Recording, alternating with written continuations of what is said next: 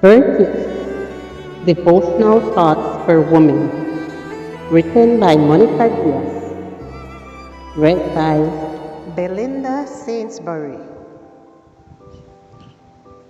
A pleasant good morning, dear friends.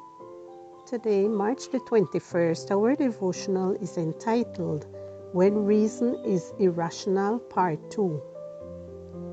When I was a child, I spake as a child. I understood as a child. I thought as a child. But when I became a man, I put away childish things. The Apostle Paul. Should we believe everything our mind tells us without questioning it? No, of course not. That is a characteristic of being immature, of not having enough depth to analyze why we think what we do, so that we will learn to think and judge in a better way. That is, more biblically and less emotionally. Let's give an example. At some point you may have thought, my husband gets on my nerves. If you analyze well that conclusion from your thoughts, which you repeat to yourself in your internal dialogue, you will realize your husband doesn't get on your nerves.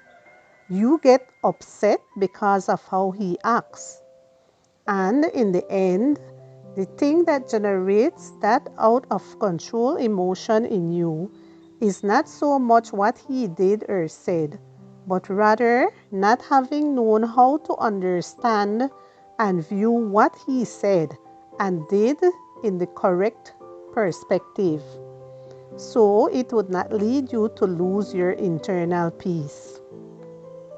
Since you cannot change others, although you can pray for them, it's important for you to work on those internal beliefs which might otherwise turn you into a pressure cooker.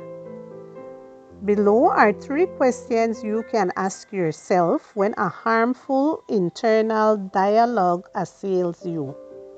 1. Is what my thoughts telling me objectively true, or is it an exaggeration of my perception? 2. Am I submitting this dialogue to Christ for Him to validate everything I think? 3.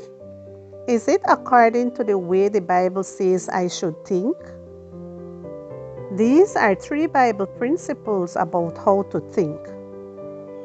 Whatever things are true, whatever things are noble, whatever things are just, whatever things are pure, whatever things are lovely, whatever things are of good report, if there is any virtue and if there is anything praiseworthy, meditate on these things. Philippians 4:8. Is this the inclination of your internal dialogue? Set your mind on things above, not on things on the earth. Colossians 3:2. Is the spiritual more important in the way you think than the worldly?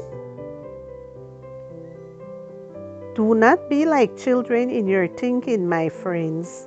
Be children so far as evil is concerned, but be grown up in your thinking. 1 Corinthians 14:20. Is immaturity prevailing over your entire mental structure? Your hearts and minds must be made completely new, and you must put on the new self, which is created in God's likeness and reveals itself in the true life that is upright and holy. Ephesians chapter 4 and verse 23 and 24.